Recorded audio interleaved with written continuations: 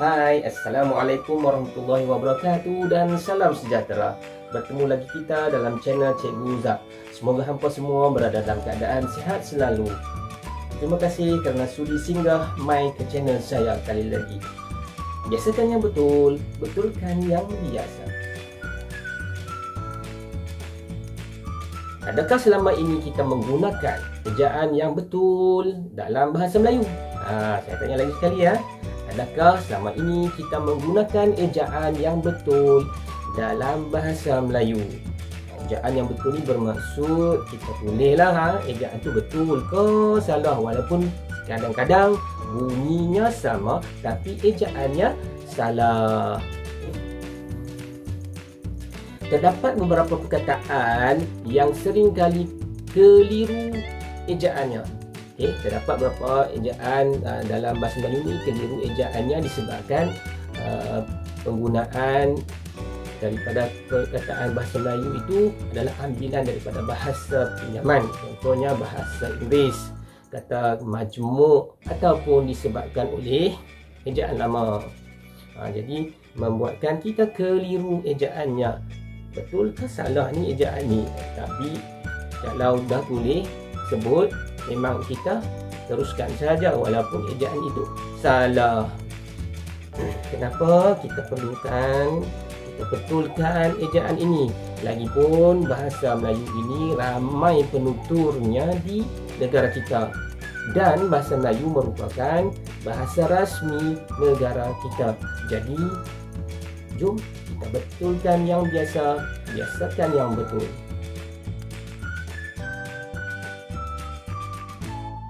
Nak betulkan ejaannya ialah biadab atau biadab. Sebutan bunyi sama saja biadab, tapi ejaan yang diterima ialah biadab, bukan biadab yang ada pi di belakang.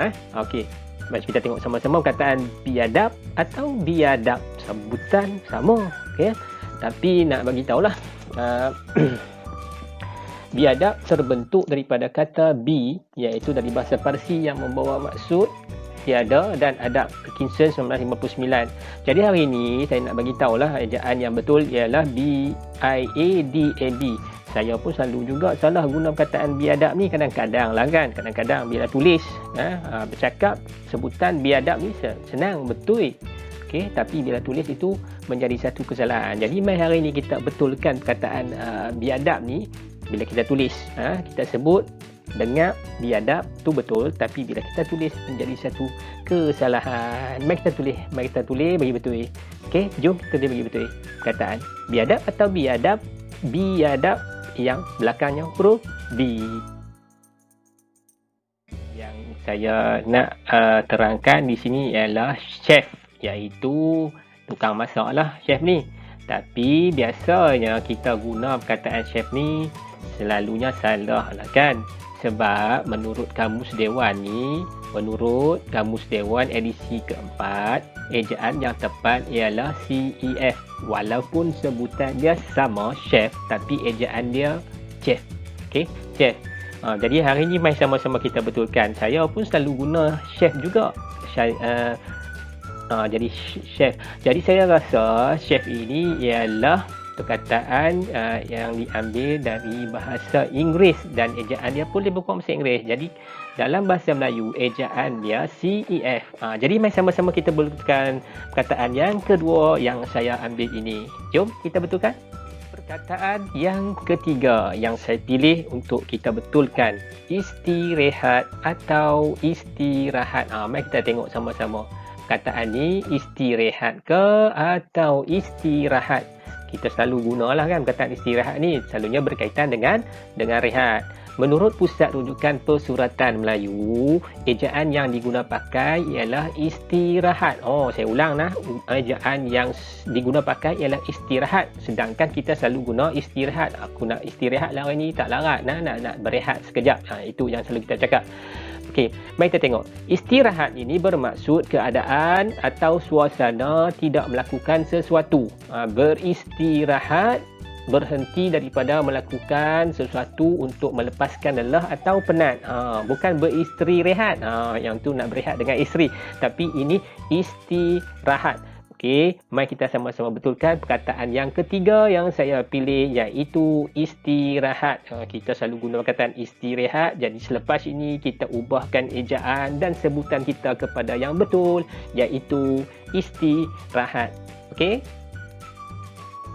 Okey, perkataan yang seterusnya yang saya pilih ialah garfu atau garpu. Saya ulang, garfu atau garpu. Benda ni selalu kita guna. Kita pergi restoran ke, kita pergi mana-mana makan lah, kita minta mai garpu satu ataupun mai garfu saya satu. Garpu tak ada ni. Jadi hari ni saya nak bagi tahu ejaan yang betul ialah garpu. G-A-R-P-U. Garpu. Bukan garfu nah. Saya selalu ingat dan saya selalu juga sebut. Mai garfu, garfu tak ada ni. Nak makan bihun, nak makan mi tak boleh. Okey.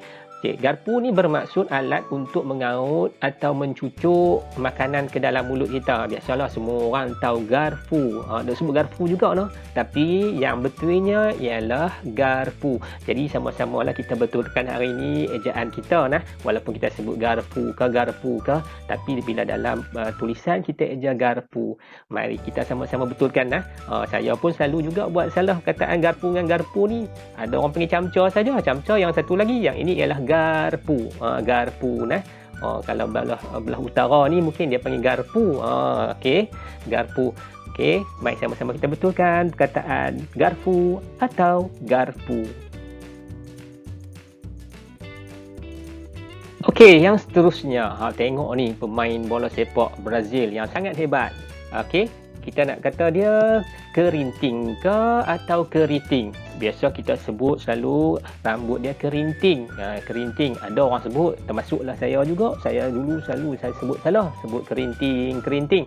Okey, ejaan yang betul digunakan ialah keriting. Bukan tak ada n dia tak ada n. Kalau ada n jadi kerinting. Kerinting tu maksudnya ada tapi maksudnya dia lain kot. Okey, yang betul ialah keriting. Kalau keriting ni biasanya berkaitan dengan rambut lah. Okey, kalau kita tengok gambar yang ada di sebelah tu pun gambar pemain Brazil yang rambut dia keriting. Jadi mari sama-sama kita sebut bagi betul hari ini dan kita tulis bagi betul keriting ke kerinting. Okey, jadi yang betulnya kerinting atau keriting. Betulnya ialah keriting. Jadi sama-sama kita betulkan keriting. Okey. Baik, untuk yang seterusnya ialah perkataan yang selalu kita guna tapi berkemungkinan salah sebutan ataupun salah ejaan yang kita guna, iaitu legenda. Okey, legenda atau legenda. Dua perkataan ni sebutannya nak sama tetapi ialah ejaan dia tu agak berbeza. Okey, kalau tengok gambar dekat sini, arwah Mokhtar Dahri merupakan seorang legenda bola sepak Malaysia dan juga pemain yang terkenal di Selangor satu waktu dulu. Memang sangat orang kenal lah arwah Mokhtar Dahri ni. Okey, jadi untuk legenda atau legenda, saya ada nak sebut pun kadang-kadang ialah sebutan tu kadang-kadang betul ke tak kan. Cuma ejaan yang betul ialah legenda, iaitu L-E-G-E-N-D-A, legenda, iaitu cerita dongeng yang bersangkutan dengan kisah sejarah. Okey, kalau kita tengok Pulau Langkawi merupakan pulau legenda. Okey, hari ini kita sebut bagi betul dan kita tulis bagi betul, iaitu perkataan yang sebetulnya ialah legenda. Ejaan dia macam ni, L-E-G-E-N-D-A, legenda. Okey, sebutlah macam mana pun, legenda ke, tapi ejaan dia bagi betul. Jadi mari kita betulkan sama-sama perkataan ni. Okey, baik, terusnya perkataan mentua atau mertua. Kalau anda di luar sana, anda tengok apa ini banner ataupun orang kata dulu dekat panggung wayang dia keluar itu apa? Dia punya papan layar untuk cerita P. Ramlee, ibu mertuaku. Cerita ni sangat terkenal lah. Okey. Jadi betul ke ejaan yang digunakan ibu mertuaku tersebut? Jadi hari ini saya nak terangkan perkataan mentua atau mertua. Selalu saya dengar dan selalu saya juga tersebut ibu mertuaku, bapa mertuaku. Jadi sebenarnya mertua itu adalah ejaan yang salah. Ejaan yang betul ialah mentua. Seperti yang terakam dalam Kamus Dewan Mertua ialah perkataan dalam bahasa Indonesia. Sebenarnya ibu mertuaku, kalau kita tengok daripada P.Ramlee dulu yang buat cerita ibu mertuaku tu, itu ialah perkataan dalam bahasa Indonesia. Okey. Jadi yang betulnya kita guna perkataan mentua. Mentua itu perkataan yang betul yang terakam dalam kamus dewan. Jadi hari ini mari kita sama-sama betulkan perkataan mentua atau mertua. Jadi jom. Dah lah sekarang ni COVID-19, nak balik rumah ibu mertua tak boleh lagi. Salah tu. Dah lah hari ni, kali ni COVID-19 dekat-dekat 2 tahun dah tak boleh balik rumah mentua. Apa khabar mentua aku sekarang ni kan? Okey.